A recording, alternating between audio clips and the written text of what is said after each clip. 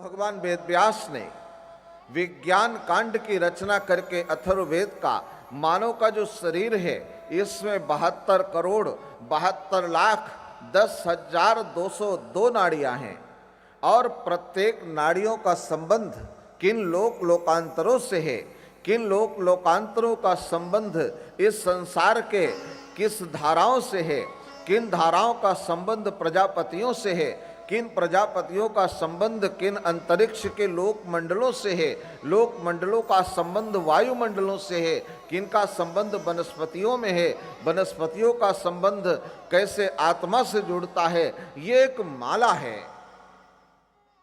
और इस संपूर्ण जो माला का जगत है, इस माला जगत का जो वर्णन है भगवान वेद व्यास ने विज्ञान कांड में अथर्ववेद के द्वारा किया।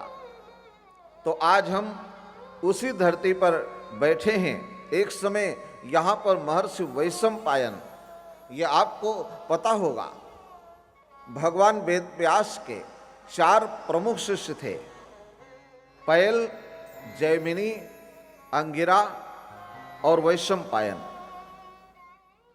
तो एक समय महर्षि वैशंपायन ने ये पूछा कि भगवान ये श्राद्ध क्या है। आज हमने सबको आमंत्रित किया है कि हम आप नैमिषारण्य में आइए, श्राद्ध कीजिए, पितरों को मोक्ष प्रदान कीजिए। तो श्राद्ध क्या है? तो वेदव्यास ने पूछा कि बेटा आप पूछना क्या चाहते हो? तो वैशंपायन ने कहा कि भगवान हम ये पूछना चाहते हैं कि ये श्राद्ध क्या है। श्राद्ध मृत्यु के पश्चात लोग करते हैं, तो ये मृत्यु क्या है? तो वेदव्यास ने कहा कि मृत्यु इस संसार में है ही नहीं, मृत्यु नाम की वस्तु संसार में कोई नहीं है। और जो श्राद्ध है उसके विषय में कहा कि आप क्या जानना चाहते हैं? तो वैशंपायन ने कहा कि भगवान हमारी ये जानने की इच्छा है कि जब प्राणी की मृत्यु हो जाती है उस समय उसका पांच भौतिक जो शरीर है उसको अग्नि में जला दिया जाता है और उसकी अस्थियां जल में विसर्जित कर दी जाती हैं। तो अगर हम कहते हैं कि हम अपने पिता का श्राद्ध करने आए हैं, तो पिता किसको कहते हैं? शरीर को या आत्मा को? अगर हम शरीर को अपना पिता मानते हैं तो शरीर को तो अपने सामने हम अग्नि में डाल करके लकड़ियों में उसका दाह कर देते हैं और उसकी अस्थियों को विसर्जित कर देते हैं गंगा में।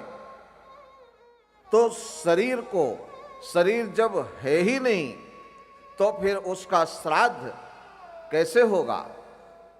और अगर हम आत्मा को अपना पिता मानते हैं तो आत्मा की कभी मृत्यु नहीं होती, तो फिर बिना मरे हुए किसी व्यक्ति का श्राद्ध कैसे किया जा सकता है? बहुत बड़ा विश्लेषण, बहुत बड़ा प्रश्न इस नैमिषारण्य में महर्षि वैशंपायन ने भगवान वेदव्यास से पूछा था। तो वेदव्यास जी ने कहा कि हे पुत्र, ये जो संसार है, ये जो शरीर है, ये ना ही ये शरीर नष्ट होता है और ना ही ये आत्मा नष्ट होती है। जब अग्नि दाह किया जाता है उस समय पृथ्वी का परमाणु पृथ्वी में, अग्नि का अग्नि में, जल का जल में, वायु का वायु में और अंतरिक्ष का अंतरिक्ष में मिलान हो जाता है। इसलिए ये पांचों तत्व का जब एक परमाणु भी नष्ट नहीं होता तो शरीर को नष्ट हुआ कैसे माना जाए? और ये जो संसार में रिश्ते हैं, ये तो संसार में निर्वहन के लिए हैं। तो ये बताइए कि श्राद्ध का अर्थ क्या? तो वेद व्यास ने कहा कि श्राद्ध का अर्थ ये है कि श्रद्धया दीयते श्राद्धम। मानव को जीवित अवस्था में अपने हाथों से ही जो वो पुण्य कर्म करता है, जो वो यज्ञ करता है, जो दान करता है, वही उसका श्राद्ध कहलाता है। और श्राद्ध प्रत्येक मानव को अपने जीवित अवस्था में ही करना चाहिए। अगर वो जीवित अवस्था में अपने लिए समय नहीं दे सकता, वो जीवित अवस्था में भगवान का भजन नहीं कर सकता, वो तीर्थ यात्रा नहीं कर सकता, वो कथा का श्रवण नहीं कर सकता, वो भूखा रहकर व्रत नहीं कर सकता, वो तीर्थों में स्नान, साधु संतों की सेवा, ब्राह्मणों का सत्कार यदि वो नहीं कर सकता है, तो वो ये आशा कैसे कर सकता है कि उसके बेटे उसके लिए श्राद्ध करेंगे? प्रत्येक मानव को अपना कल्याण, अपना श्राद्ध स्वतः ही करना चाहिए।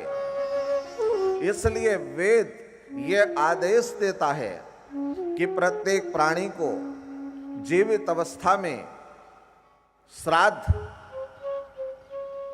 अपने हाथ ही करना चाहिए।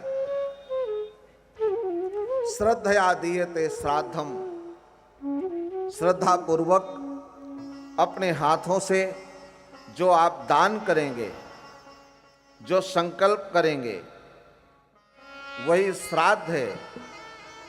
और शर्त ये है, उसमें अहंकार नहीं होना चाहिए। आपने किसी को दान दिया, कुछ किया, उसमें अहंकार नहीं होना चाहिए। जब भक्ति में अहंकार आता है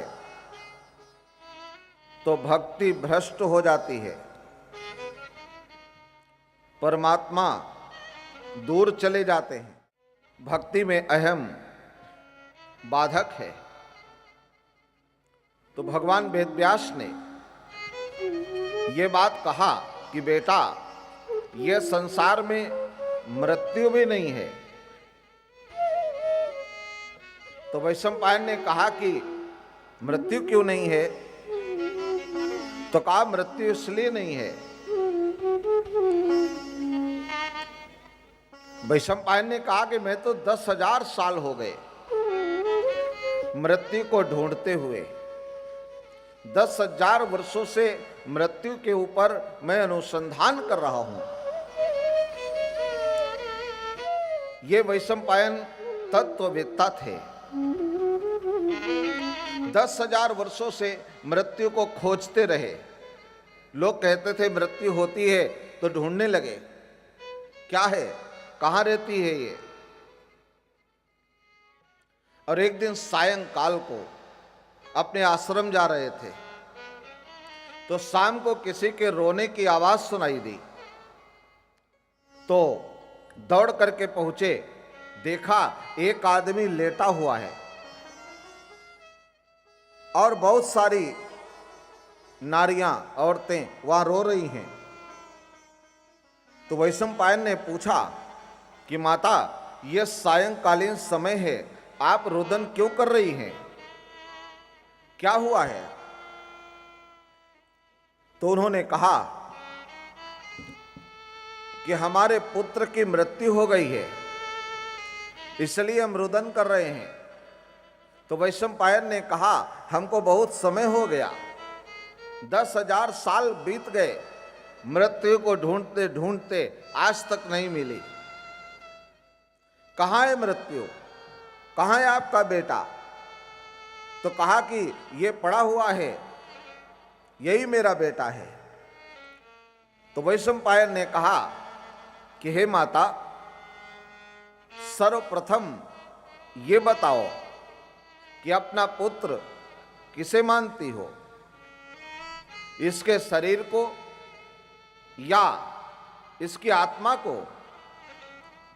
अगर शरीर आपका बेटा है तो ये आपके सामने लेटा हुआ है और इसी अवस्था में ये बहुत बार बचपन में कभी गोदी में, कभी पलने पर, कभी पलंग पर, ये विविध स्थानों में लेटा रहा और तब आपने रुदन नहीं किया।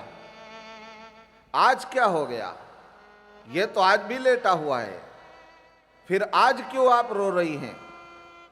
तो कहा नहीं, ये लेटा हुआ है लेकिन इसकी आत्मा इसमें नहीं है। तो कहा क्या माता, ये आत्मा आपका पुत्र है? अगर शरीर आपका बेटा है तो आपके सामने लेटा हुआ है, और अगर आत्मा आपका बेटा है तो आत्मा की कभी मृत्यु नहीं होती। अखिलेद्योयम अभेद्योयम अखिलेद्यो शोष्य एव च नित्यः सर्वगतास्थाणुर अचलोयम सनातनः। आत्मा की मृत्यु नहीं होती, न उसका जन्म होता है। तो आप बताओ। तो माता मौन हो गई, वो रोना भूल गई और वैशंपायन से पूछा कि ऋषिवर फिर ये बताइए कि मृत्यु क्या है? मैं तो इसी को मृत्यु मानती हूं।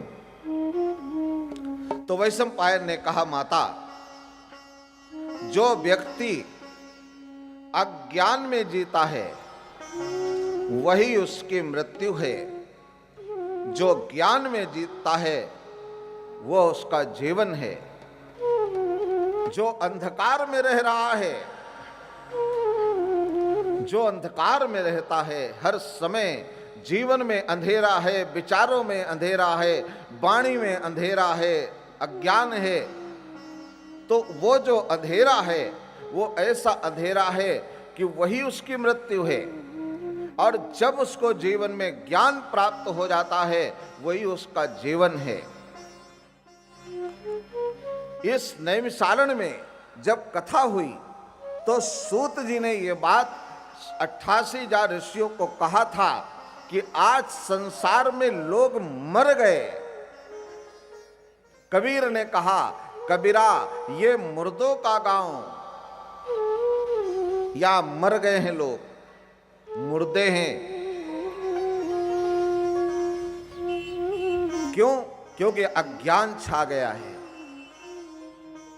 और अज्ञान ज्यादा समाज में ना आ जाए, लोग को जीवन मिलता रहे, इसलिए ज्ञान यज्ञम करिष्यामि सुख शास्त्र कथोज्वलम। उन्होंने कहा कि ज्ञान यज्ञ की आवश्यकता है। अगर ज्ञान यज्ञ नहीं होगा तो संसार में अज्ञान का बोलबाला हो जाएगा। अगर ये सत्र नहीं होंगे तो कौन ये वेद वेदांत की भाषा का स्पष्टीकरण करेगा? कौन व्याख्या देगा? कौन संसार में ज्ञान की गंगा बहाएगा? और कैसे होगा इस संसार का कल्याण? इसलिए इस नैमिषारण्य में, इस धरा पर ज्ञान यज्ञ हुए थे। 88